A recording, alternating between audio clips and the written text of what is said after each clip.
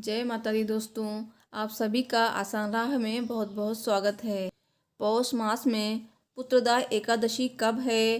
पुत्रदा एकादशी को संतान की कामना के लिए करें ये काम, और साथ ही जानिए शुभ मुहूर्त और व्रत विधि, पूजा विधि, और साथ ही व्रत का पारण कब और कैसे करें। साथ ही व्रत कथा और व्रत के कुछ जरूरी नियम, और साथ ही जानेंगे एकादशी का महत्व। तो आज हम ये सब जानेंगे इस वीडियो में। इससे पहले फ्रेंड्स, आपसे एक रिक्वेस्ट है, अगर अभी तक आपने मेरे चैनल आसान राह को सब्सक्राइब नहीं किया है तो प्लीज़ सब्सक्राइब कर लीजिए। सब्सक्राइब के बाद बेल को भी प्रेस कीजिए। वीडियो अच्छी लगे तो प्लीज़ लाइक कीजिएगा, शेयर कीजिएगा। तो चलिए वीडियो शुरू करते हैं। दोस्तों, हिंदू धर्म में व्रतों में सबसे महत्वपूर्ण एकादशी का व्रत होता है। पौष मास में शुक्ल पक्ष को पड़ने वाली एकादशी को पौष पुत्रदा एकादशी कहते हैं। इस दिन भगवान विष्णु की विधि विधान से पूजा की जाती है। मान्यता है कि पुत्रदा एकादशी का व्रत रखने वालों की भगवान विष्णु सभी मनोकामनाएं पूरी करते हैं। संतान प्राप्ति की कामना के लिए इस व्रत को उत्तम माना गया है। इस बार पुत्रदा एकादशी का व्रत 24 जनवरी रविवार को है। दोस्तों, साल भर में 24 एकादशी पड़ती हैं। हर एकादशी तिथि का अपना महत्व है, लेकिन सावन माह में पड़ने वाली एकादशी विशेष महत्व रखती है। दोस्तों, जो भी निसंतान दंपत्ति इस व्रत को करता है उसे संतान की प्राप्ति अवश्य होती है। पुत्रदा एकादशी साल में 2 बार आती है। पुत्रदा एकादशी सावन में होती है, इसके अलावा पौष माह में भी पड़ती है। तो आइए जानते हैं कि पुत्रदा एकादशी का शुभ मुहूर्त क्या है और साथ ही क्या है पूजा विधि। पुत्रदा एकादशी की पूजा विधि। पुत्रदा एकादशी से एक रात पहले यानी कि दशमी की रात्रि में सोने से पहले दातुन करके सोएं। इसके बाद पुत्रदा एकादशी के दिन सुबह जल्दी उठकर नित्य कर्म और स्नान कर शुद्ध हो जाएं। इसके बाद साफ कपड़े पहने और पूजा घर की सफाई करें। अब भगवान विष्णु की मूर्ति या फोटो के सामने दीपक जलाकर व्रत का संकल्प लें और कलश की स्थापना करें। अब कलश में लाल वस्त्र बांधकर उसकी पूजा करें। भगवान विष्णु की प्रतिमा या फोटो को स्नान कराएं और वस्त्र पहनाएं। अब भगवान विष्णु को नैवेद्य और फलों का भोग लगाएं। इसके बाद विष्णु जी को धूप दीप दिखाकर विधिवत पूजा अर्चना करें और आरती उतारें। पूरे दिन निराहार रहें। शाम के समय कथा सुनने के बाद फलाहार करें। इस दिन रात्रि जागरण का भी विधान है, और दूसरे दिन ब्राह्मणों को खाना खिलाएं और यथा सामर्थ्य दान देकर व्रत का पारण करें। अब जानते हैं पुत्रदा एकादशी तिथि कब से कब तक है। तो एकादशी तिथि आरंभ हो रही है 23 जनवरी शनिवार रात 8:56 से, और एकादशी तिथि समाप्त हो रही है 24 जनवरी रविवार रात 10:57 पर, और व्रत पारण का समय है 25 जनवरी सोमवार सुबह 7:13 से 9:21 तक। अब जानते हैं कि पुत्रदा एकादशी व्रत के नियम। अगर आप नियमानुसार व्रत करेंगे तो आपको निश्चित ही पुत्र की प्राप्ति होगी। तो व्रत रखने वाले को दशमी के दिन बिना लहसुन प्याज के भोजन करना चाहिए। एकादशी के दिन प्रातः स्नान आदि से निवृत्त होकर भगवान विष्णु की पूजा करें।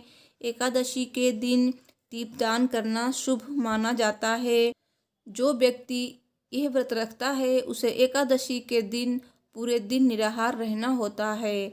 द्वादशी के दिन ब्राह्मण को भोजन करवाकर उनसे आशीर्वाद प्राप्त करने के बाद स्वयं भोजन करें, ऐसा नियम है। द्वादशी के दिन व्रती को सात्विक भोजन करना चाहिए, और एकादशी के दिन तुलसी का पत्ता ना तोड़ें। तो इन नियमों के अनुसार पुत्रदा एकादशी का व्रत करने से व्रत सफल होता है। दोस्तों, अब जान लेते हैं कि संतान की कामना के लिए कौन सा काम पुत्रदा एकादशी के दिन करना चाहिए जिससे पुत्र प्राप्ति हो सके। दोस्तों, वैसे तो एकादशी को भगवान विष्णु की पूजा की जाती है, साथ ही भगवान कृष्ण की भी पूजा की जाती है, लेकिन संतान कामना के लिए आपको भगवान श्री कृष्ण के बाल स्वरूप की पूजा करनी चाहिए। संतान कामना के लिए इस दिन भगवान कृष्ण के बाल स्वरूप की पूजा की जाती है। इस दिन सुबह पति पत्नी को साथ में भगवान कृष्ण की पूजा करनी चाहिए। उन्हें पीले फल, तुलसी, पीले फूल और पंचामृत आदि अर्पित करना चाहिए।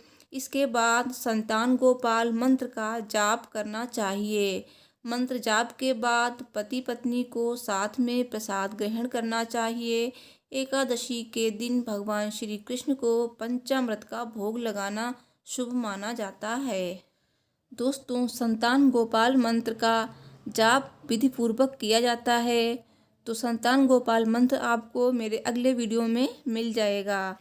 दोस्तों, संतान गोपाल मंत्र के जाप से आपकी संतान यशस्वी, दीर्घायु, तीक्ष्ण बुद्धि वाली होती है। और जिन दंपति की संतान नहीं है उन्हें संतान की प्राप्ति अवश्य होती है। संतान गोपाल मंत्र बहुत ही ज़्यादा प्रभावशाली होता है और संतान गोपाल मंत्रों का जाप करने के कुछ ज़रूरी नियम भी हैं। मंत्रों के दौरान कुछ नियमों का पालन बहुत ज़रूरी होता है, तो वो सब मैं आपको अगले वीडियो में बताऊंगी। आप मेरी वो वीडियो देखना बिल्कुल ना भूलें।